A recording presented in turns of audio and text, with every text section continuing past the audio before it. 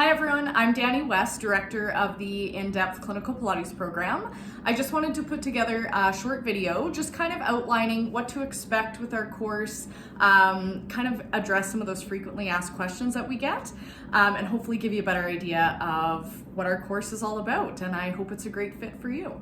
So basically we have 2 weekends, 2 3-day weekends. The lecture time is 12 hours total per weekend. It runs Saturday, Sunday, Monday from 10 to 3 p.m. And quite frankly, that's usually the max that people's brains can handle. So that's why it's kind of condensed like that. The second weekend is usually spaced about 6 weeks apart. And the midterm on purpose is done the Friday before the second weekend, just because we found we get a lot of out-of-towners. So just to make it a little more efficient, if you're coming in from out of town, you're already here for the second weekend. And then again, around 6 weeks after that second weekend, we have our final exam, and we are going to be offering an online or virtual option for our out-of-towners for that final exam, again, just to save them a trip back in. So basically, our program is based on a classical Pilates method. So there's lots of different types of Pilates out there. There's a lot of contemporary style Pilates, which is great. Like I have nothing against contemporary Pilates. I just created a program based on my training, which is done in the classical Pilates method. And what that means is basically, what's the closest version that Joe Pilates himself would have taught it? That's kind of considered like classical. So all of our equipment that you will see at the clinic and our course is taught on classical equipment. Because Joe basically designed the equipment around his repertoire and vice versa. So if you change the equipment, you kind of change the physics of the exercise. And again, it's like, if you have contemporary equipment, you can still do these exercises on contemporary equipment. You'll just notice it has a different feel when you feel it at our clinic on this equipment versus contemporary, but it's still definitely doable. If you don't have equipment yet, stay tuned for the separate video on kind of what to look for in equipment, but it just has a different feel. Along with the classical method, a big thing that I really liked about it is it really focuses on retraining spinal flexion. So there's actually not a lot of what's called tabletop taught in the method. And again, nothing against tabletop. I just find like having our hips at a right angle or our back kind of always in neutral with the hip at 90 for a lot of things can put a lot more pressure on the low back and tighten up the hip flexors. So I really liked how in this method we do train a lot of hip flexion, spinal flexion, which as we know as physios is very functional. So that's one of the main differences. But again, like nothing against contemporary programming. We just base our program on the classical method. I've broken it up into kind of beginner, intermediate, and advanced. In this course, we have clumped together the beginner intermediate as a package. We used to offer it separately, but as you will see, your clients progress quite quickly with the repertoire. So I almost find that the beginner repertoire or weekend one wouldn't be enough to just send you out into the world. I think you would come back to me in about 6 weeks, 2 months and be like, you know what, Dani, like my clients are plateauing. I need more. So I just figured we're gonna bundle it up. Weekend one focuses more on what I consider to be beginner repertoire. In the classical method, it would be the equivalent of kind of levels 1 to 3. And then we have our intermediate section in weekend 2, which is just building on a lot of these beginner or basic introductory ideas and kind of finishing the sentence, if you will. And that would kind of be the equivalent, again, in classical Pilates world of levels like 2 to 3, maybe sprinkling in a bit of level 4. There are 5 levels in the classical Pilates method. Again, I find as a clinician, there's about 80% of kind of the beginner, intermediate, and classical world that we use all the time clinically. So I've cherry picked the exercises I find we use the most in clinic, I find the most clinically applicable. If you would eventually like to learn how to do a headstand or cartwheel off the reformer, then stay tuned for our advanced course. But again, I realize that that is not everyone's caseload. But also some people can be hungry for that stuff. So if you take our beginner intermediate course, I find that is enough that if you never did another course with us again, you would be fine to continue with your clinical Pilates work and have a lot of exercises to choose from. To give you an idea of just how many exercises, in weekend 1, you're gonna learn about 85 to 90 exercises total, and you can use them as soon as you go into clinic on Tuesday. You don't have to wait till you do the exam, okay? So we want you to start practicing right away. In weekend 2, you get another 85 to 90 exercises. So I wanna send people with you'll end up with about 170 exercises in your Rolodex to basically start building these graded core exercise programs that are appropriate for any functional level. So whether you're a pelvic physio, you see neuro clients, you have people with severe balance issues, maybe they're super complex and they have a lot of chronic pain and you don't know where to start. This is where I think Pilates is really great from a rehab standpoint, because you can start people at any point at their functional level, meet them at their level. Because the equipment has springs, it's basically the ultimate active assisted AA-ROM modality, I think. The mat work is actually the hardest, and mat work was designed to be homework. Joe designed that to pair and send his clients home with homework. So the mat work is great, but if you've never done the equipment, to me, it's like the meat and potatoes of like how Pilates can really help from a rehab physio perspective. And we're really excited to show you not just exercises on one piece of equipment, but all pieces or the main ones of classical equipment. So a lot of the regular Pilates training out there, if you just want to be a Pilates teacher, there's lots to choose from. It can be very overwhelming.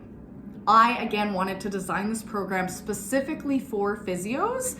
So I've taken the classical training that I did and kind of physiofied it. So for each of the exercises in your manual, I speak to the Pilates version of it, and also what does that mean to us clinically? What are the range of motion benefits? What are some of the contraindications for each exercise? And what are the like functional juicy nuggets that we get out of each exercise without even knowing it? So I really try to add that physio language to this training. Now, the other thing with some of the Pilates, like regular Pilates training, is you will have to go and maybe they'll have level 1 mat and you have to go test out on mat. Then you have to go back separately, do level 1 reformer. Then you have to go test out on level 1 reformer. So it really segments it, which financially it looks great and a little more feasible schedule-wise. But in the long term, you don't actually get to see how all of the equipment and the mat is meant to be a movement system. So if you have somebody on, this is called the Cadillac, and they're having trouble with a functional skill, what's something we could do maybe on the reformer that would address the same skill and make it a little more accessible? What's a mat exercise you could pair that patient with and send them home to work on that functional skill?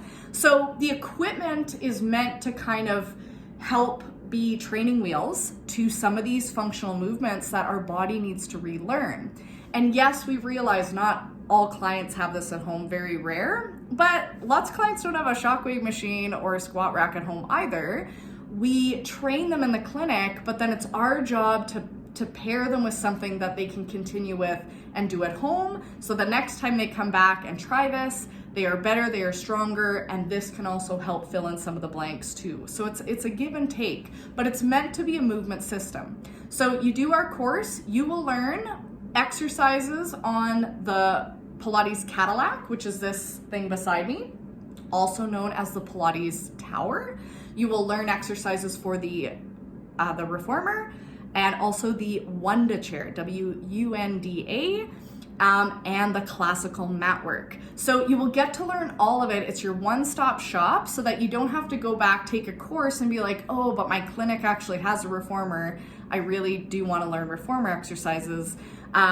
We try to clump it all together, and then we learn how to apply it of like break down those functional skills of if you need to retrain spinal flexion in through their L5-S1, what are some exercises we could do that with on the tower? What's a variety of things we could do it with on the chair?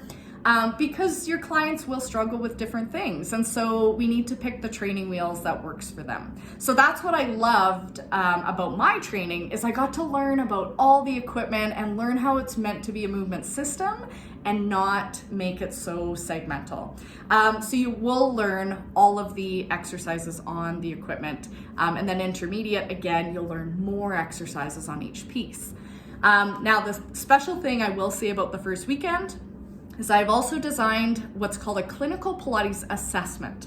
And what that will be taught on is primarily the Cadillac or tower, and also a little bit on reformer, but Caddy and tower is kind of the bee's knees for like a beginner client, maybe a very low level client. And it's done pretty much all in non-weight bearing, which is great. And it really gives you an idea of how to look at someone's functional movement in a very controlled, safe setting. So that assessment I have designed so that you can easily integrate it into your MSK assessment, or if you're in hospital, even into your regular hospital type setting assessment. That would be amazing, side note, to have this in every hospital, but one step at a time. So you will learn your Clinical Pilates assessment in the first weekend. And again, on that Tuesday after the course, you can start practicing it right away. Okay, so that's what to expect for each of the weekends. Now for assignments, the first weekend, it's really simple. I teach you how to do a SOAP note, integrating the Clinical Pilates repertoire into that. You just submit that at the end of the weekend. And then kind of there is a case study. You basically pick a client to work with, 8 sessions, you chart their progress, and you try to pick 1 to 2 standardized outcome measures to track their progress.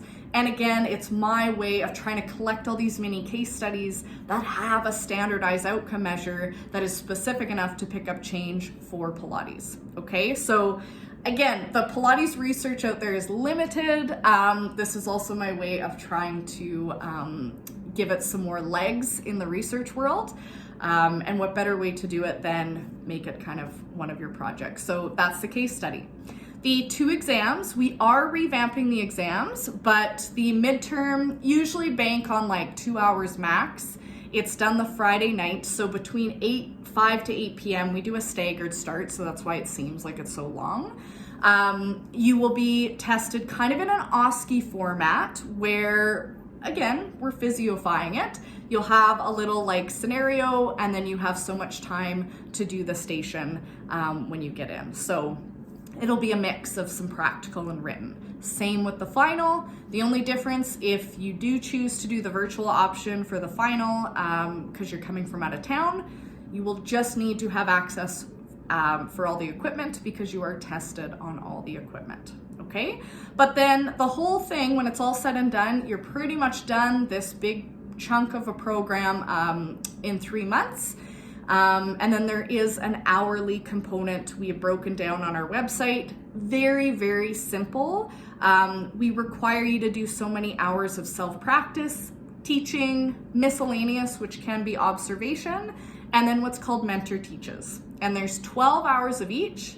The mentor teaches is already bundled into your tuition, and it is 4 one-on-one sessions with either myself, Leah, my co-instructor, or one of our advanced kind of Pilates teachers that have done our course that we feel would be a great mentor for your sessions. It's an hour and it's catered to you. If you want to review a whole section again, you use that hour, and it's basically we're here to help you. It's little self-tutoring sessions, and those are what the mentor teaches are. Okay, so that's kind of what to expect. I mean, I really think we've put together a great comprehensive program that's very physiofied.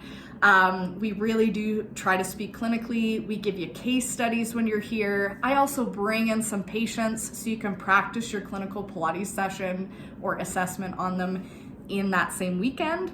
Yeah, I've really tried to like I said, really make it physio specific because I feel like that was missing, and I want you guys to have this Rolodex of exercises that you can easily implement into your clinical setting. Okay, so that's a little bit what to expect for the actual weekends and content. If you have any other questions, please feel free to reach out on our email, me specifically, Dani, D-A-N-I, at indepthphysio.com, and I'd be happy to set up a little consult call. But we hope this is a good fit for you, and we can't wait to share our love of clinical Pilates with you. Thank you so much.